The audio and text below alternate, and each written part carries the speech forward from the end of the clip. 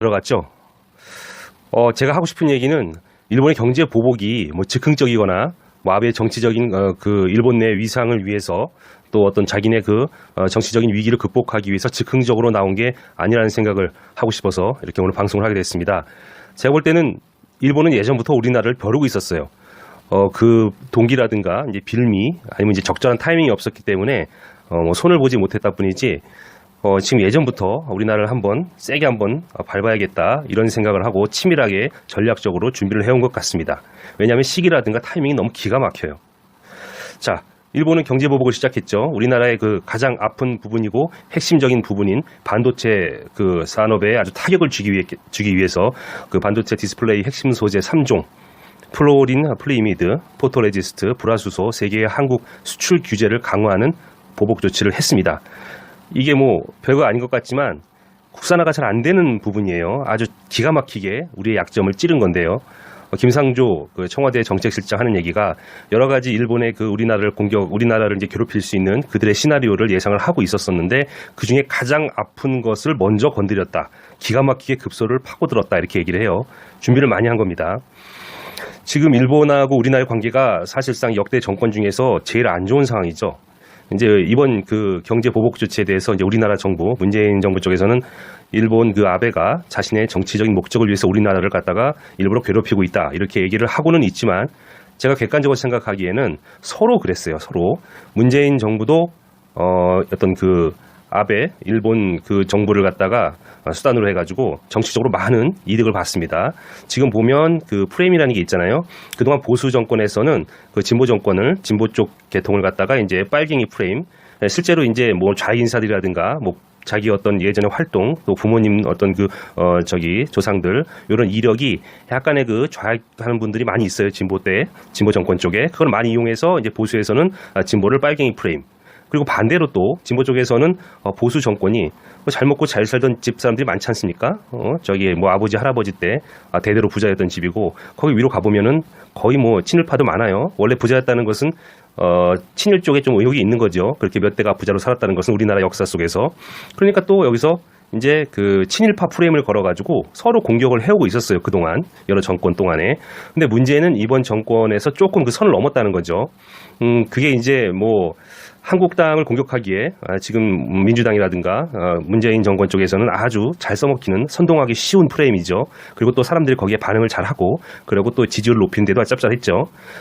그렇다 보니까 이제 그것을 조금만 더 하다가 이제 그 넘지 말아야 될 선을 넘었는데 그 대법원에서 그 일본에 대해 피해를 촉구하면서 이제 그 배상을 요구하는 판결을 했는데 일본 쪽에서는 그게 1965년에 한일 협정에 이미 끝난 얘기인데 왜 이제 와서 다시 그거를 끄집어내서 우리를 괴롭히느냐 이 나쁜 놈들아 신뢰가 없다 이렇게 나가고 있어요. 일본의 대다수 국민들은 그렇게 생각하기 때문에 언제부턴가 이제 일본 사람들은 우리를 못 믿겠다라고 하면서 이제 그쪽도 나름대로 그 아베 쪽에서 내세운 혐한 프레임에 거의 국민들이 지금 딱 갇혀 있습니다. 한국 나쁘다, 약속 안 지킨다 이렇게 생각을 하고 있어요. 우리 입장에서는 그 1965년 한일 협정이 못내 아쉽죠. 정말 최악이죠. 왜냐하면 우리는 사과를 받지 못했거든요. 근데 일본 쪽에서는 돈을 많이 줬잖아. 많이 가져갔잖아. 근데 왜 이제 와서 이래? 지금 이런 상황입니다. 그때 받은 돈이 박정희 정권 때죠. 받은 돈이 3억 달러였어요. 그 이제 배상액으로 우리나라 이제 그 여러 가지 이제 그 식민 지배 때 피해액으로 받은 그런 돈이 3억 달러인데 이게 적은가요? 당시에 일본의 일년 예산이 8억 달러였는데 우리한테 배상액으로 3억 달러 줬어요. 3분의 1을 더 준 거죠. 이게 얼마인지 그 잘 모르시는 분들도 있을 것 같은데 우리나라 지금 1년 예산이 400조죠. 3분의 1 넘다 싶으면은 한 150조 되는 거예요. 그러니까 이제 미안하다고는 아니죠. 그냥 150조 준 거예요. 우리가 이제 식민하면서 좀 그랬잖아. 배상을 하라고 하니까 뭐 어쩌고 돈 달라고 하니까 우리가 150조 줄게 이렇게 된 거예요. 3억 달러면 그 정도 지금 수준입니다. 많이 준 거죠. 걔네 입장에서 어마어마하게.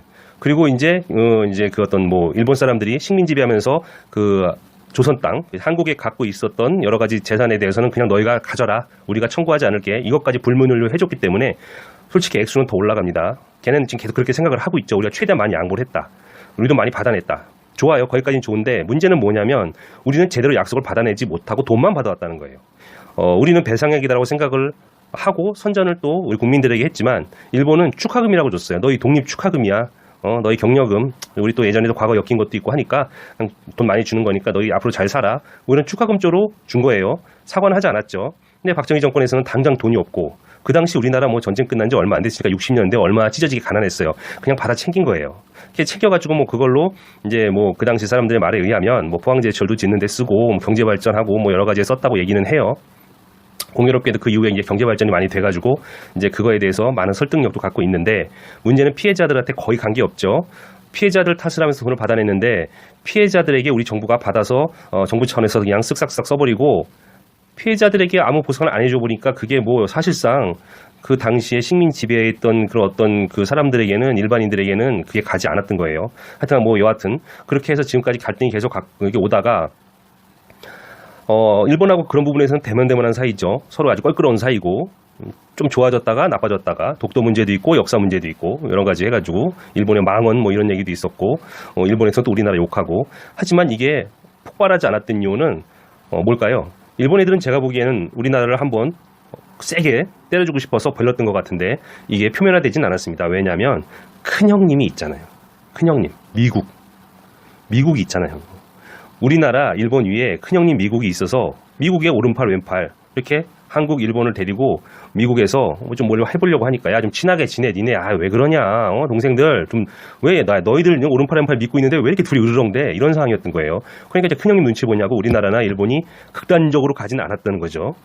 근데 갑자기 왜 지금 이 타이밍에 일본이 보복 조치가 들어왔느냐 즉흥적인 거냐 그게 아니라는 거죠. 전략이라는 뜻입니다. 왜냐하면 지금 한국과 미국의 사이가 예전 같지 않아요.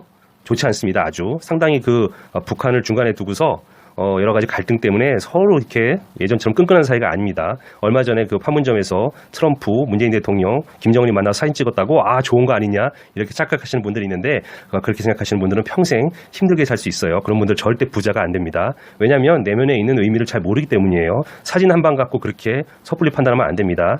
미국 현지 언론들 또 세계 언론들, 국제 언론들 다 보면 미국하고 한국하고 사이 안 좋다고 다 얘기를 하고 있어요. 흔히 말해서 실례로 하노이 회담 때 우리는 북한 편을 많이 들어줬는데 우리도 북한을 믿고 있었는데 하노이 회담 갔더니 북한이 구라친 게 걸렸죠. 한 개인 줄 알았더니 핵시설이 여러 개 있었어요. 깨졌죠. 솔직히 북한 때문 아니에요. 구라쳤으니까. 그래서 트럼프가 깨고 나왔죠. 근데 우리나라에서는 오히려 이제 친정부 쪽 사람들 또 여러 가지 이제 지지 세력들은 오히려 트럼프를 욕해요. 미국을 욕합니다. 그걸 왜 판을 깨냐? 한 개만 폐기시켜주면 경제 제재 다 풀어주고 해주지. 우리 체면 봐서 왜 그렇게 그걸 깨가지고 이렇게 관계를 나쁘게 만들어가지고 우리가 고생했는데 중간에서 막 이렇게 얘기합니다. 미국 입장에서 어이가 없죠. 구라치다 걸린 건 저쪽 북한 쪽인데 오히려 우리를 욕해? 이런 상황입니다. 그리고 아주 강도 높게 북한을 쪼이고 있는데 한국이 자꾸 도와주는 것 같죠. 개성공단도 열어주려고 하고 금강산 관광도 계속 재개하려고 하고 이런 식으로 눈밖에 나 있는 상황입니다. 일본이 그걸 모를 리가 없어요. 야 이거 미국하고 한국하고 예전 같지 않아. 그렇죠? 두 번째는 우리나라 경제가 지금 최악이에요. 아시죠? 지금 뭐 직장을 다니시건 자영업을 하시건 자기 사업 하시던 경제 상황이 진짜 최악이라는 거 아실 겁니다. 얼마 전까지만 해도 대통령 정부에서는 우리 경제 아무 문제 없다고 하고 또 친정부 지지자들 민주당 지지자들 괜찮다고 하지만 지금은 꼴이 내렸죠. 나쁜 거 맞습니다. 다만 뭐 이제 그쪽에서는 이제 앞으로 미래에 경제가 깨끗해지기 위해서 지금 과도기다. 아픔을 견뎌내야 되는 그런 어떤 중간 단계다. 이렇게 자위를 하고 있지만 현재 상황이 최악인 거는 최악으로 치닫고 있는 것은 진보 보수 다 인정하는 상황입니다. 일본이 그걸 놓칠 리가 없죠. 자, 이 두 가지. 한국의 경제 상황이 최악이다. 미국하고 관계도 옛날 같지 않다. 이 상황을 비집고 들어간 겁니다. 다 전략이에요. 다 연구를 하고 약점을 찾다가 지금 이 타이밍이라고 공격을 한 겁니다. 우리 정신없이 깨지고 있어요, 지금. 그 상황에서 우리가 지금 우리 정부에서 대응책을 내놨죠. 예, 선동입니다. 선동. 불매운동. 예. 뭐 하는 게 없어요. 지금 이것들이 일본 놈들 혼내주겠다. 유니클로 안 사 입을 거야. 혼다차, 도요타차 안 살 거야. 아사히 맥주 안 마셔. 무섭지 너희들? 이게 지금 대책입니다. 어이가 없어요. 정부도 뭐 어쩌고저쩌고 하고는 있지만 그냥 뭐 이상한 원론적인 얘기만 하고 있습니다. 뭐 부품을 국산화시켜가지고 그것을 뭐 일본의 영향력을 벗어나겠다. 어느 세월에요. 지금 부품들 국산화가 안 되는 부품만 골라서 지금 저것들이 안 주고 있는 거예요. 그리고 지금 우리가 갖고 있는 여부는 한두 달밖에 안 된대요. 엊그저께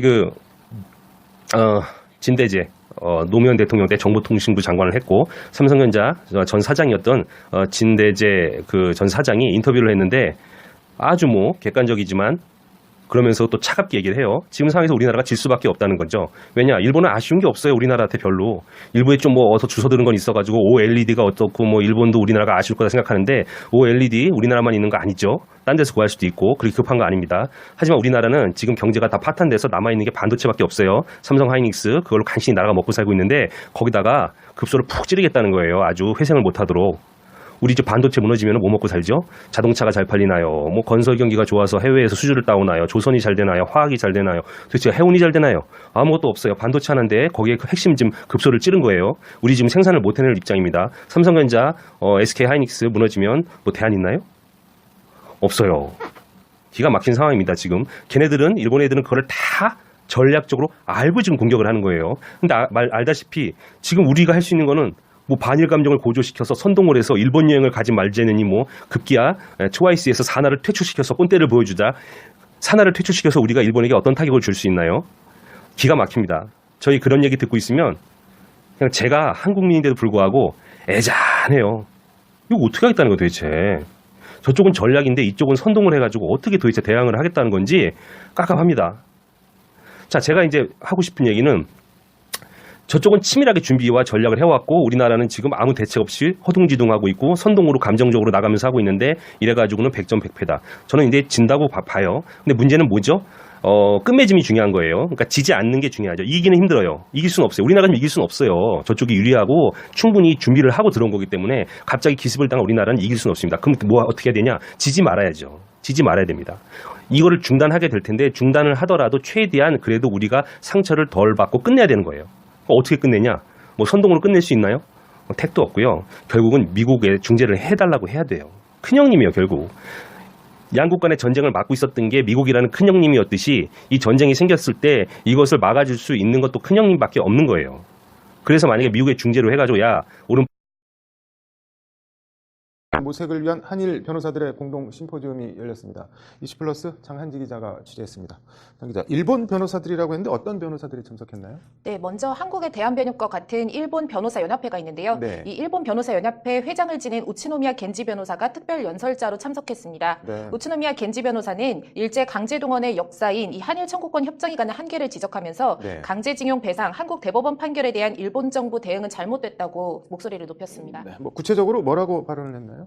네, 먼저 한일 청구권 협정과 관련해서는 네. 당사자인 강제동원 피해자를 제외하고 체결된 협정이며 네. 일본 정부가 조선반도에 대한 식민지 지배의 불법성을 인정하지 않고 식민지 지배를 반성하지 않은 채 체결된 협정이라는 의미에서 큰 한계가 있는 협정이라고 지적했습니다. 네. 한국 대법원 판결에 대한 일본 정부의 대응에 대해서도요. 네. 한국 대법원 판결에 대해 국제법 위반이라고 하는 아베 총리나 일본 주요 언론사의 비판은 민주주의 국가의 삼권 분립 제도나 개인의 손해배상 청구권은 이제 국가 간 협정으로도 소멸하지 않았다고 해왔던 지금까지 일본 정부의 해석이나 이제 최고재판소의 판결을 이해하지 못한 잘못된 비판이라고 직격탄을 날렸습니다. 네. 뭐 다른 발언은 또 어떤 내용이 있나요? 네, 일본 정부의 한국 수출 규제, 이 화이트 국가 한국 배제 조치에 대한 언급도 나왔는데요. 네. 징용인 문제를 둘러싼 보복 조치임은 분명하며 즉시 철회해야 한다. 한일 두 정부는 보복 전쟁을 중지하고 징용인 문제 해결을 위한 대화를 시작해야 한다고 우츠노미야 겐지 변호사는 강조했습니다. 네. 또 그러면서 강제동원 문제 대응을 위해서 일본 변호사 연합회와 대한변협이 연대해서 교류하며 공동 행동을 통해 성과를 얻어야 한다고 제안했습니다. 네. 뭐 하나도 버릴 말이 없어 보이는데 다른 일본 변호사는 또 어떤 사람들이 왔나요?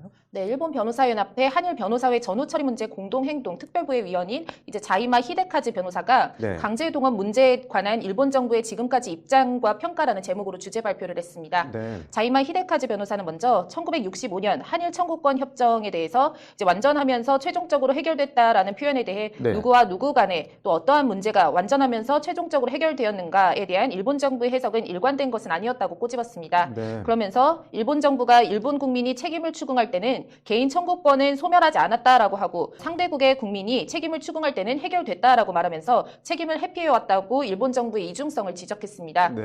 일본 정부는 책임을 지지 않으려 한다는 점에서 일관된 자세를 보여왔다는 것이 이 자이마 히데카즈 변호사의 자국 정부를 향한 뼈 때리는 지적입니다. 네. 뭐 진짜로 버릴 말이 하나도 없어 보이네요. 네, 강제징용 배상 한국 대법원 판결에 대해서도 이 변호사는 네. 아베 총리나 주요 언론은 한국 대법원 판결이 국제법 위반이라며 비난하고 있는데 네. 소멸하지 않은 개인 청구권에 근거한 소송을 한국의 재판소가 인정한 것이 어째서 국제법 위반이 되는지 근거는 제시하지 않았다고 지적했습니다. 네. 그러면서 대법원 판결에 대한 한국 정부 비난은 삼권 분립 원칙에 반한다며 일본 정부는 피해자의 소송을 진지하게 대응하려 하지 않았다고 자국 정부를 가감없이 비판했습니다. 네. 뭐 대안이나 해결책 같은 거는 어떤 점들을 제시했나요? 네, 자이마 히데카즈 변호사는 일본 정부의 비난은 극히 정치적이라면서 네. 징용인 문제를 정치적 문제로 취급할 것이 아니라 인권 문제로서 징용인을 비롯한 피해자들의 소송에 진지하게 임하는 것이 중요하다고 강조했는데요. 네. 자이마 히데카즈 변호사는 그러면서 네. 일본 정부의 수출 규제 등 정책은 최악이라면서 해결을 위한 정상회담을 개최해야 한다고 제언했습니다. 네. 또 그러면서 일본에서 법률가의 활동, 성명, 연대 활동 등을 통해서 일본 정부에 대해 냉정하게 문제 해결에 임해야 한다는 의견이 확대되고 있다고 네. 이제 또 양국의 국민들이 서로를 진정으로 이해하고 동아시아의 평화적 공생을 진지하게 생각해야 한다고 강조했습니다. 네. 앞서 특별 연설을 했던 우츠노미야 겐지 일변년 전 회장도 당사자가 살아있는 동안 조속한 사죄와 배상을 해야 한다면서 기억의 계승이 갖는 중요성을 강조했습니다. 네. 강제동원 피해자에 대한 사죄와 배상은 강제동원 문제 해결의 첫걸음이다. 그리고 사죄와 배상에 그치지 않고 다시 같은 잘못을 저지르지 않기 위해서도 기억을 계승하는 것이 중요하다. 이 기억의 계승은 가해국인 일본이나 일본 국민에게 더 중요한 과제라는 게 이 우츠노미야 겐지 변호사의 말입니다. 네.